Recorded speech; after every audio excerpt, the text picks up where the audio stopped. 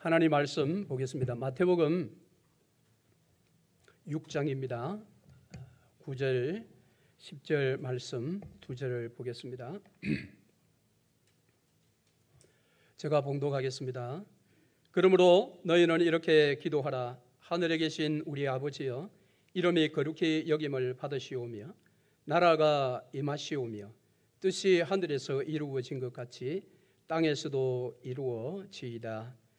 아멘.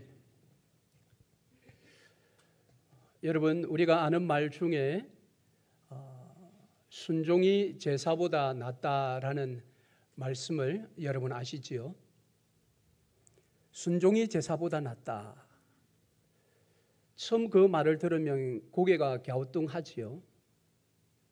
아니, 제사, 예배가 제일 중요한 거 아니야? 그런데 순종이 제사보다 낫다. 여러분, 이 말씀의 무게감을 여러분은 어느 정도로 느끼십니까? 2004년도 7월 달에 서울 대광고등학교에 재학 중인 강의석 군이 서울시 교육청 앞에서 헌법이 보장하는 종교적인 자유를 학교에서도 보장해 달라는 1인 시위를 벌이게 됩니다.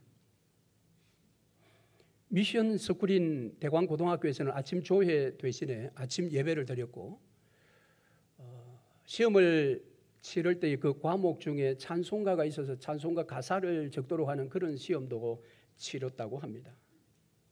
그래서 이 강의석 군이 학교에 이와 같은 부당한 종교 강요에 대하여 반발을 하면서 1인 시위를 벌였습니다.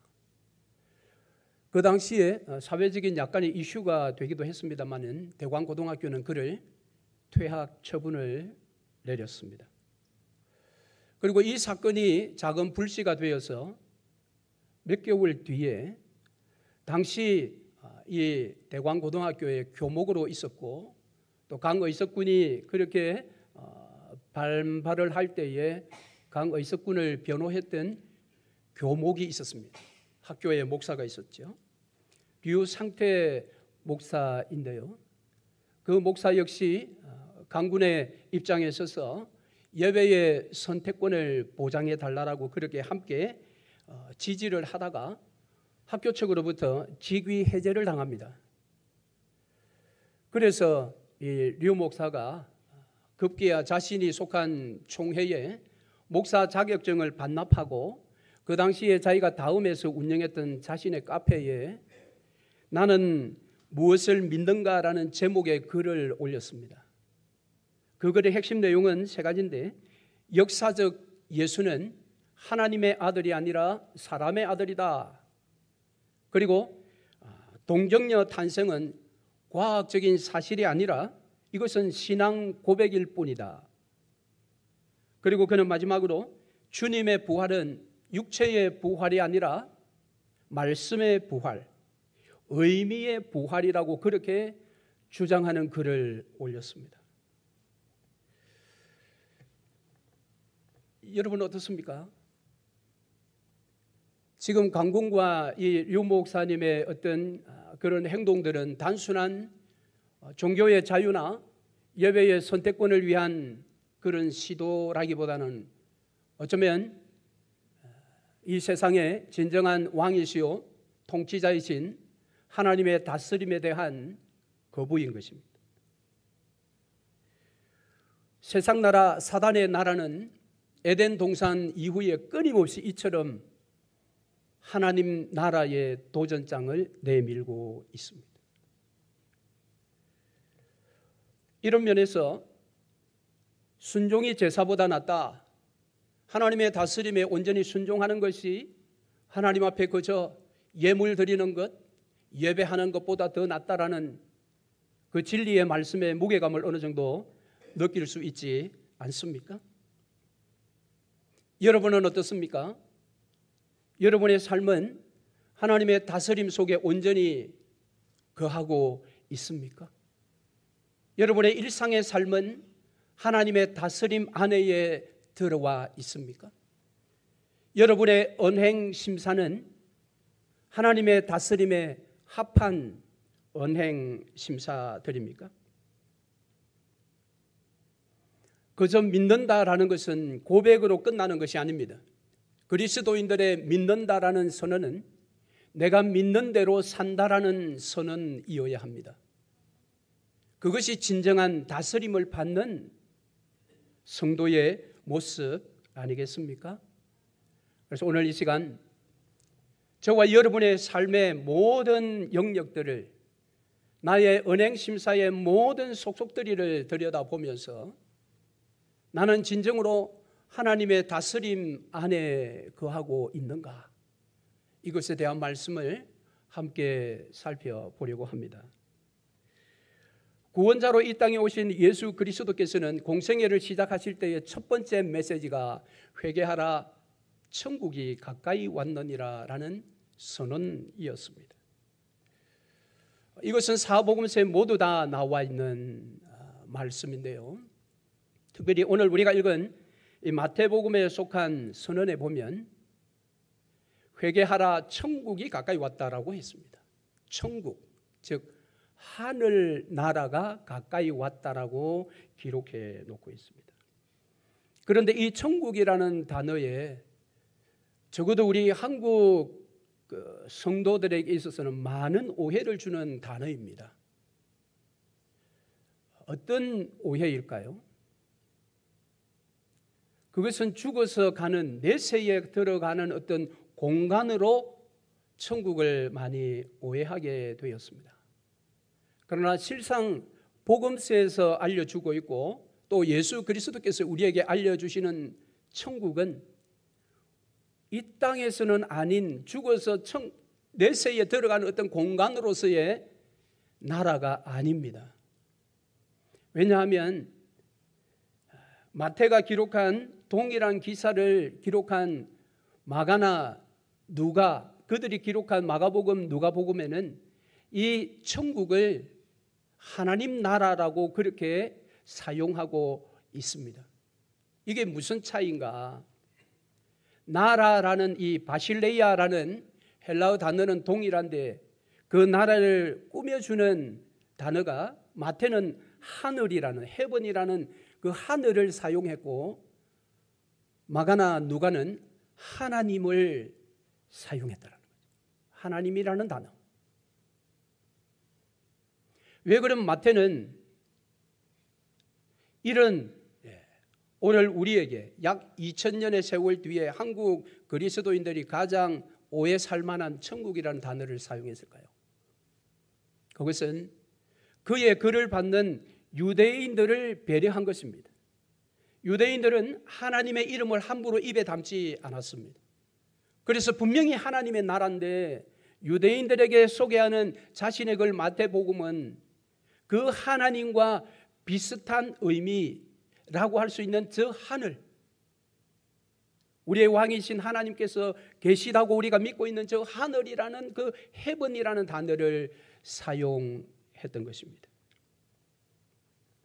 그런데 이것이 오늘 우리 한국 성도들에게는 오해를 불러일으켜서 나는 이제 예수 믿고 천국 간다, 즉 불교에서 이야기하는 천당의 장소적인 개념으로 온통 오해를 해버린 것입니다. 그래서 나는 예수 믿고 천국 갈 거니까 이제 됐어. 그래서 이 땅에서의 일상의 삶, 언행심사에 있어서는 믿는 자답지 못한 모습들이 너무 많이 일어나고 있다라는 것입니다. 그러나 오늘 우리가 읽은 본문의 말씀에 나오는 주기도문의 두 번째 강구, 나라가 임하오시며, 이 말은 하나님의 나라는 우리가 죽어서 가는 그런 어떤 내세의 공간이 아니라 하나님의 나라는 우리에게 찾아오는 것입니다. 우리에게 임하는 나라, 그 나라가 진정한 하나님의 나라입니다. 물론 성경이 말하는 천국과 지옥은 분명히 있습니다. 그러나 우리가 상식적으로 생각하는 천국과 지옥은 우리 몸을 입은 사람의 어떤 생각, 공간을 의미하는 그런 장소는 아니라고 봅니다. 왜요? 하나님은 영이십니다. 저와 여러분이 장차 이 땅에서 부름을 받아서 우리의 영혼이 하나님의 계신 곳으로 가기 때문에 그 하나님의 계신 천국은 우리가 생각하는 이런 물질의 공간의 장소가 아닌 것입니다. 우리는 이해할 수 없는 분명한 어떤 주님이 계시는 곳은 있습니다. 지옥도 있고 천국도 있습니다. 오늘 어떤 자들은 지옥이 없다, 천국이 없다라고 말하는 목사들도 있습니다. 여러분 유튜브에서 그런 목사들 설교를 듣지 않았습니까? 매우 조심해야 합니다. 천국과 지옥은 분명히 있으나 우리가 생각하는 이런 물질의 공간, 물질을 담아두는 공간은 아니라는 것입니다. 그래서 누가복음 17장 20절 말씀에 바리새인들이 하나님의 나라가 어느 때에 임하나이까 묻거늘 예수께서 대답하여 이르시되 하나님의 나라는 볼 수 있게 임하는 것이 아니요 또 여기 있다 저기 있다고도 못하리니 하나님의 나라는 너희 안에 있느니라. 너희 안에 찾아온 나라, 그 나라가 하나님의 나라입니다. 물론 이 나라라고 말하는 헬라어 바실레이아는 두 가지 의미를 다 가지고 있긴 해요.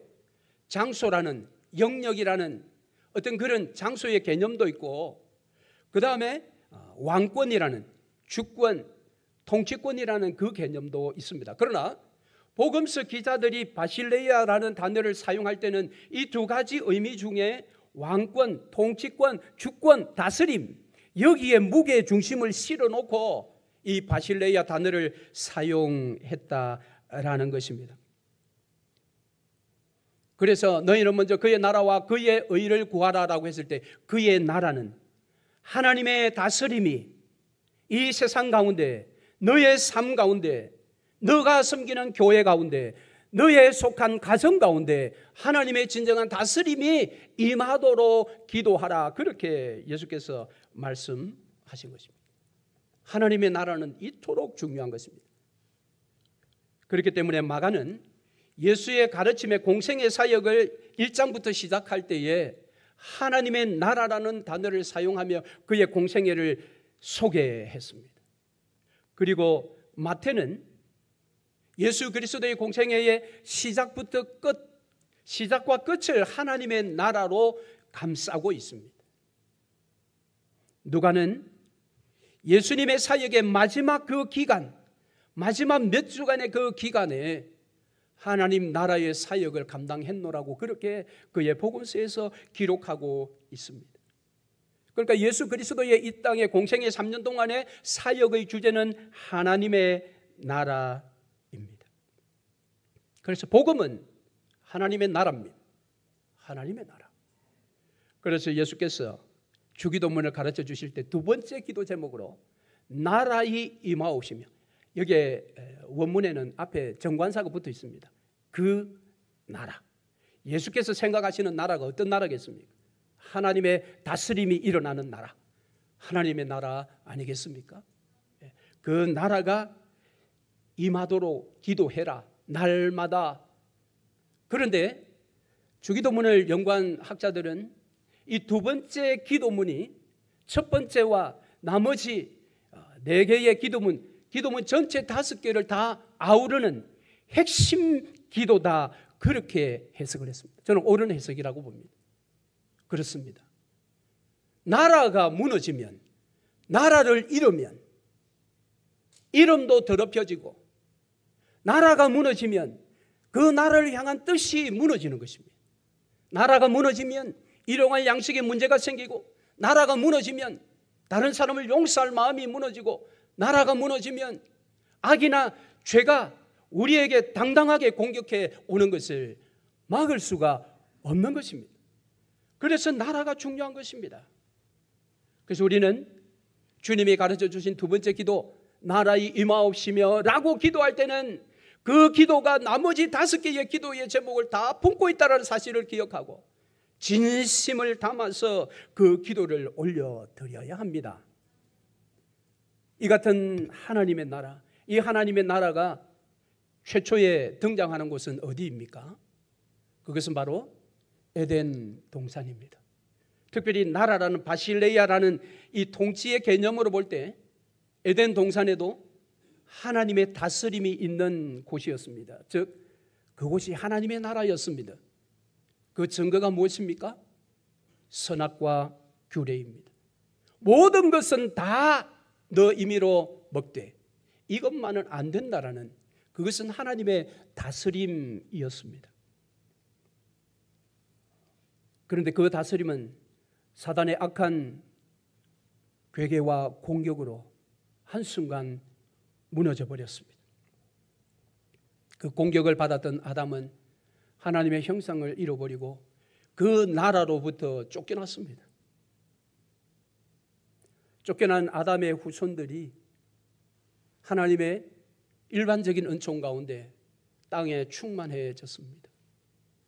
그러나 충만해진 인간들은 더욱 교만하여 하나님의 다스림을 거부했습니다. 도시를 만들고 악한 문화를 만들며 하나님의 다스림이 아닌 세상 나라가 다스리는 그 나라에 적응해 갔습니다. 하나님께서는 이 땅을 향한 하나님의 나라의 꿈을 접을 수 없어 물로서 세상을 심판하려고 하셨고, 그 계획을 노아에게 보내어주고 노아에게 노아 방주를 지으라고 했습니다.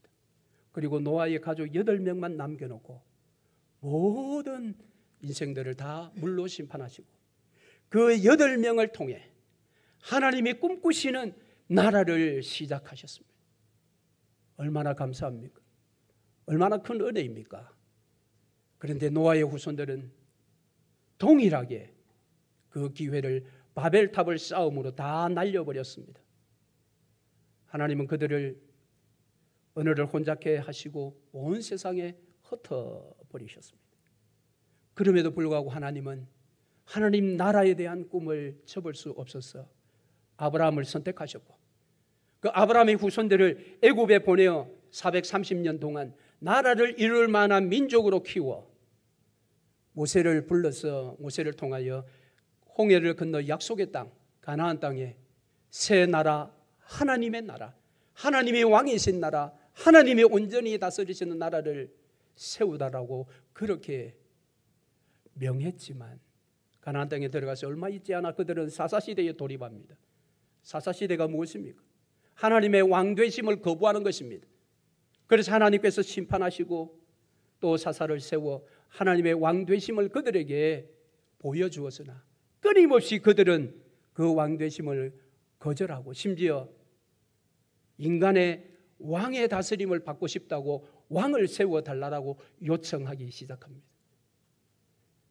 그들이 요청하고 그들이 원하는 왕이 세워졌는데 사울입니다. 사울은 하나님의 다스림 안에서 백성들을 다스렸습니까?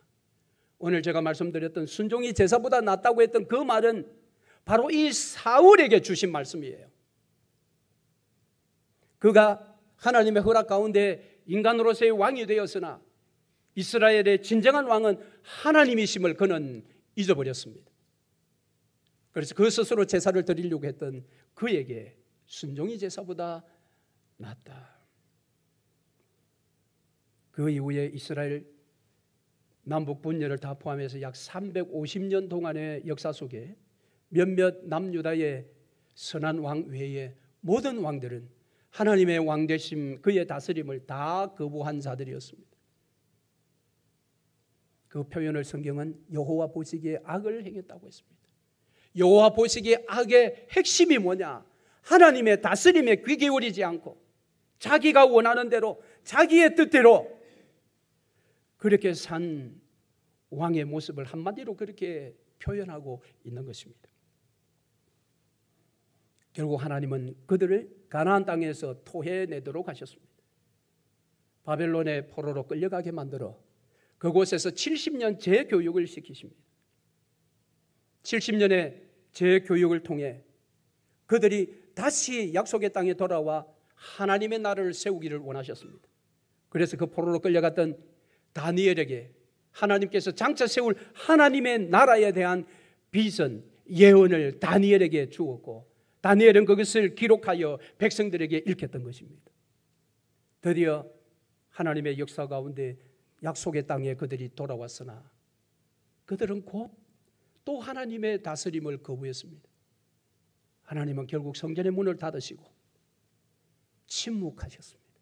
400년의 신구약 중간기의 세월을 보내어 하나님이 원하시는 때가 되어 진정한 왕, 하나님의 아들 예수 그리스도를 이 땅에 하나님께서 보내셨습니다.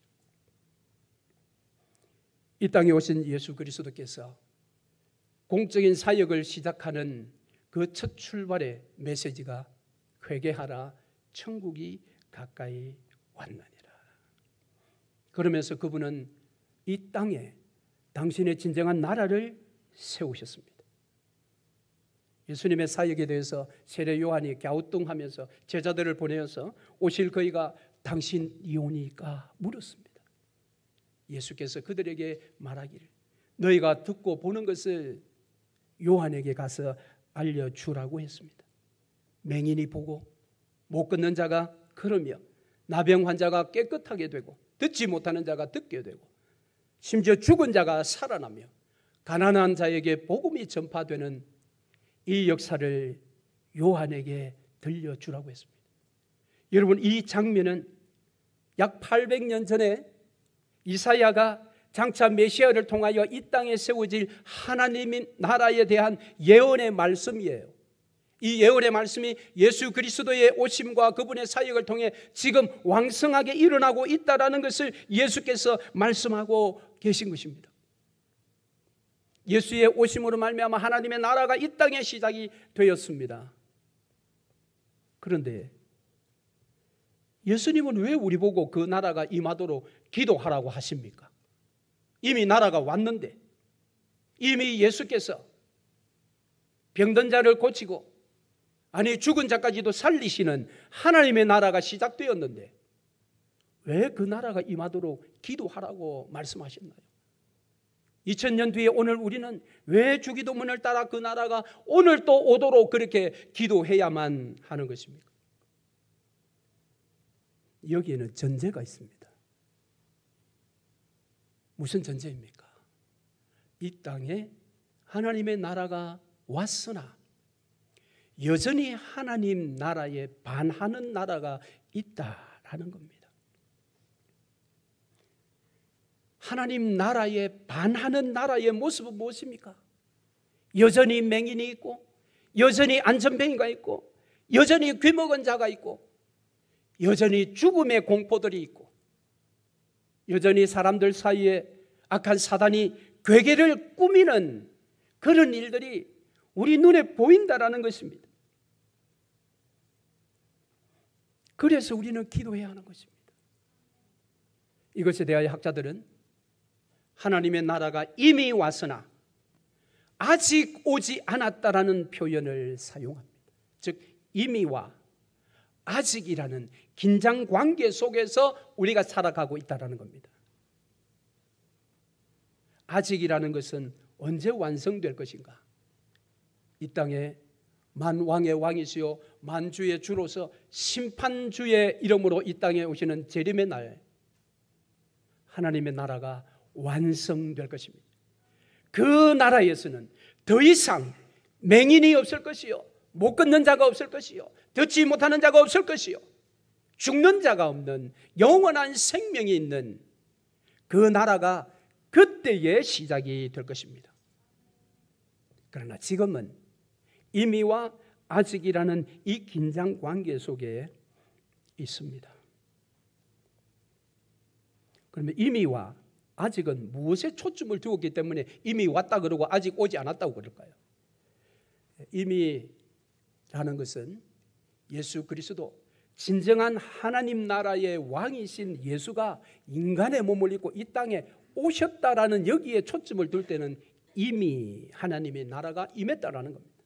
그러나 우리가 그리는 하나님 나라의 상함도 없고 해함도 없는 그 아름다움이 성취되는 지금은 여전히 불순종하는 자들이 있고 여전히 하나님 앞에 높아진 자들이 있는 그들의 어떤 모든 악한 일들이 다 무너지는 완성된 그 나라를 초점을 두고 말할 때는 아직이라는 단어를 사용하는 것입니다.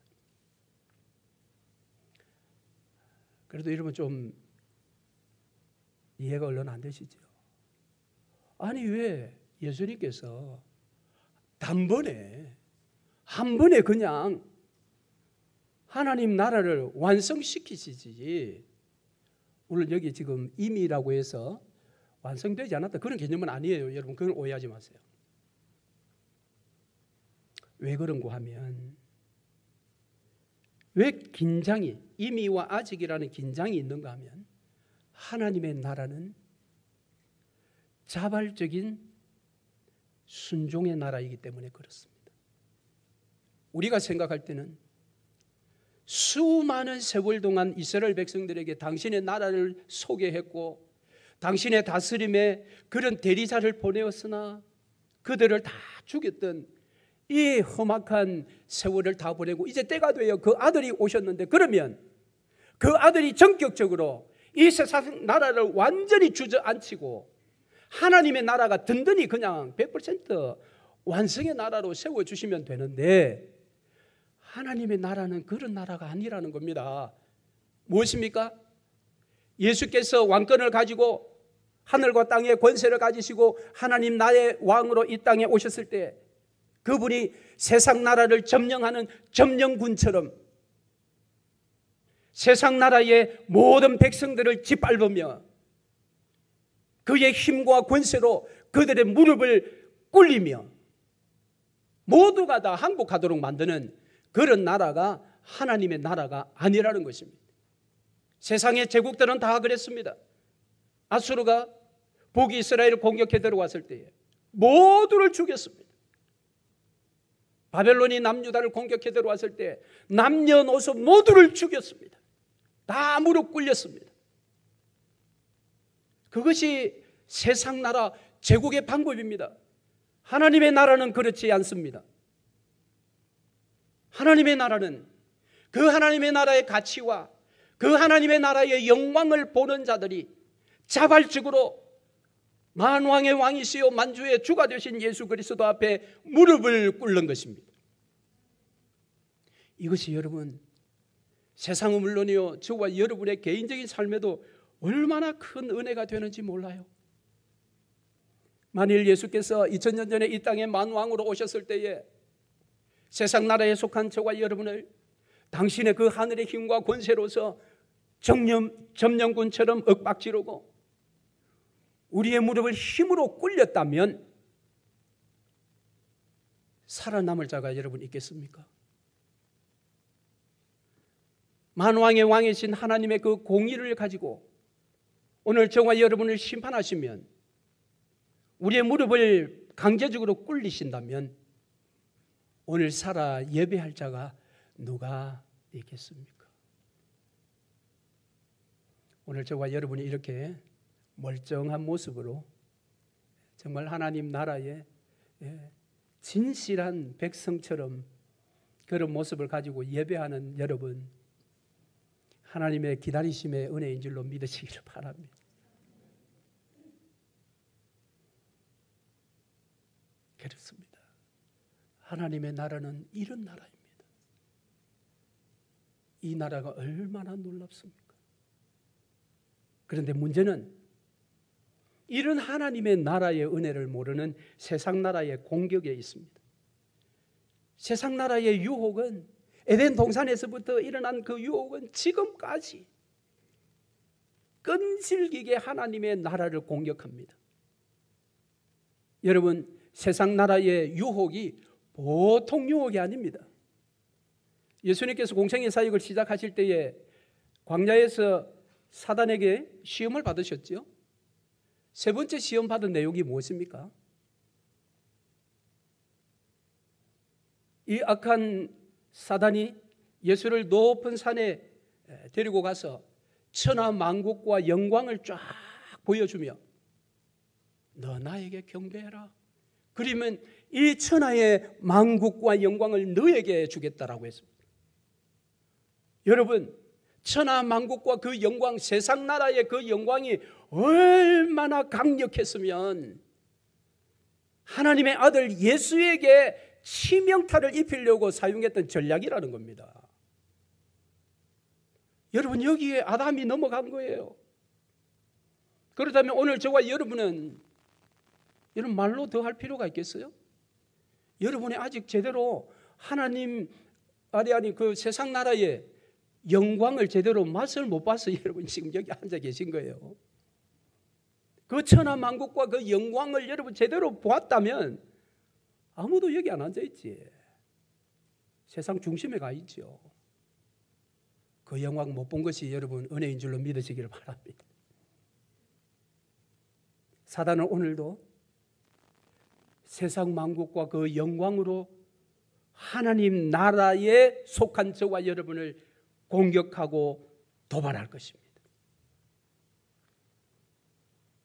그래서 우리는 무엇을 먹을까? 무엇을 마실까? 무엇을 입을까? 염려 속에 떨어지는 것입니다. 그러나 여러분, 하나님 나라의 영광을 본 자들, 제가 말씀드렸죠. 누가 하나님 나라에서 다스림에 무릎 꿇느냐? 하나님의 나라의 영광과 그 가치를 본 자들만, 그 본 자가 저와 여러분이에요. 우리가 많이 배워서 그걸 본 거예요? 아니에요. 하나님의 은혜로 성령 하나님께서 우리의 눈을 열어 하나님 나라의 영광을 보게 하셨기에 오늘 우리가 주 앞에 무릎 꿇고 그의 다스림 앞에 아멘 하는 것 아니겠습니까? 그렇다면 오늘 하나님의 나라가 이 땅에 임하는 것은 하나님이 하실 일이에요. 우리가 할 일은 그 나라가 이 땅에 임하기를 우리는 기도해야 하는 것입니다. 기도가 우리의 몫이에요. 여러분, 주기도문에 이 두 번째 기도를 여러분 얼마나 여러분은 진심을 담아 얼마나 그 기도의 의미를 깨닫고 기도하고 있습니까? 이 두 번째 기도만 우리가 제대로 올려드린다 해도 우리의 삶은 달라질 것입니다. 우리의 삶은 하나님의 이름을 높일 것입니다. 우리의 삶을 통해 하나님의 뜻이 반드시 이루어질 것입니다. 우리의 삶에 필요한 양식을 하나님께서 더하여 주실 것입니다. 우리는 세상에 대하여 용서의 사람이 될 것이요, 우리는 죄와 악으로부터 보호받는 인생을 살게 될 것입니다. 그러므로 나라의 임하옵소서라는 기도는 정말 위대한 기도입니다. 말씀을 맺겠습니다. 강의석군의 이 이슈가 터지기 몇 달 전에 당시에 서울시 시장이었던 이명박 씨가 소위 서울시를 하나님께 봉헌한다라는 선언을 해서 또 나라가 막 들끓었습니다. 그는 서울의 부흥을 꿈꾸는 청년연합회 기도회에 참석해서 그는 서울을 하나님께 바친다라는 내용의 봉헌사를 선언했습니다. 이때 정치권에서는 그가 곧 있을 이제 차기 대선에 출마하기 위한 그런 포석이다, 직위를 남용했다라고 벌떼같이 공격을 했습니다. 서울시에서는 그것은 집회 밤 9시에 참여한 것이기 때문에 근무 시간 외에 참석하여 한 행동이기 때문에 그것은 개인의 종교 활동일 뿐이다라고 서울시는 논평을 했습니다. 여러분은 이것을 어떻게 보십니까? 과하다, 지나치다. 여러분, 시편 22편 28절, 나라는 여호와의 것이요 여호와는 열방의 주제심이로다 라고 선포하고 있습니다. 이 땅에 있는 모든 나라는 여호와의 것입니다. 이명박 씨가 서울시를 하나님께 봉헌한다 하지 않아도 서울시는 하나님의 나라인 것입니다. 하나님의 것입니다. 고린도전서 15장 24절에는 그 후에는 나중이니 저가 모든 정사와 모든 권세와 능력을 멸하시고 나라를 아버지 하나님께 바칠 때라. 아직이라는 주님의 재림의 그날에 주께서 심판주로 이 땅에 오셔서 여기에 모든 정사와 모든 권세와 능력을 멸하시고 하나님 앞에 높아진 모든 것들을 깨어 부수시고 그분은 이 땅에 있는 모든 나라와 모든 인생들을 하나님 앞에 바칠 것이다. 결론입니다. 그렇게 되어질 것입니다. 서울시장이 서울시를 그렇게 봉헌한다 하지 않아도 결국에는 재림의 날에 그렇게 될 것입니다. 그러나 문제는 그 날이 올 때까지 우리가 우격다짐으로 그런 일을 행할 수는 없다라는 것입니다. 마치 점령군처럼 모든 영역을 다 싸잡아서 하나님 앞에 봉헌한다라는 식의 그런 기도를 해서는 안 된다는 것이죠. 하나님은 그런 날이 오도록 기다리십니다. 마지막 재림의 날이 이를 때까지 하나님은 기다리시는 분이십니다. 그렇다면 우리는 무엇을 해야 합니까? 날마다 하나님의 나라가 임하옵소서 그렇게 기도해야 합니다. 그러면서 세상에 사회, 정치, 경제, 문화, 교육, 과학, 가정, 종교 모든 세상의 영역 가운데 하나님의 나라, 하나님의 다스림이 있기를 우리는 날마다 진실로 기도해야 합니다. 더불어서 우리 개인의 삶의 모든 영역 가운데 하나님의 다스림이 일어나도록 기도해야 하는 것입니다. 나의 지, 나의 정, 나의 의, 나의 지정의 모든 것이 하나님의 다스림 안에 있도록. 여러분, 여러분의 은행 심사에 있어서 하나님의 다스림을 받지 못하는 부분은 없으십니까? 하나님, 이것만은 내가 양보 못하겠어요. 하나님, 이것만은 내 뜻대로 해주세요. 하나님, 이것은 내 계획대로 해주세요. 내가 하나님께 다 봉헌하지 못한 일상의 은행 심사가 여러분 없으십니까? 하나님은 여러분의 일상의 은행 심사를 모두 다스려 진정한 하나님 나라를 살기를 원하십니다. 그러나 그분은 그의 힘으로 우리를 물러 꿀리지 않으신다라는 겁니다. 내가 좀 덜 순종해도, 내가 덜 충성해도 하나님은 기다리십니다. 그러나 여러분, 하나님 마냥 기다리게 하실 것입니까? 하나님이 여러분에게 말씀하시는 말씀에 여러분 온전히 순종하십니까? 교회가 원하는 일에 여러분 전적으로 마음을 담아서 따르고 계십니까? 그렇지 않다면 여러분은 여전히 여러분의 일상과 은행심사의 많은 부분은 세상 나라가 여러분을 지배하고 있는 거예요. 그것을 느끼십니까? 내가 원하는 것, 내 욕심, 내 뜻, 내 기분, 내 자존심. 그러나 여러분, 바울이 고백한 것처럼 나는 죽었고 예수 그리스도가 내 안에 사신다. 할렐루야. 그러므로 나라의 임하옵소서 이 기도를 할 때에 세상도 모든 영역이 하나님의 다스림 속에 들어오도록 할 뿐만 아니라 나의 은행 심사도 하나님의 다스림의 그 나라에 걸맞도록 모든 것을 쳐서 복종시켜 범사에 아멘 하시는 저와 여러분 되시기를 주의 이름으로 축원합니다. 아멘.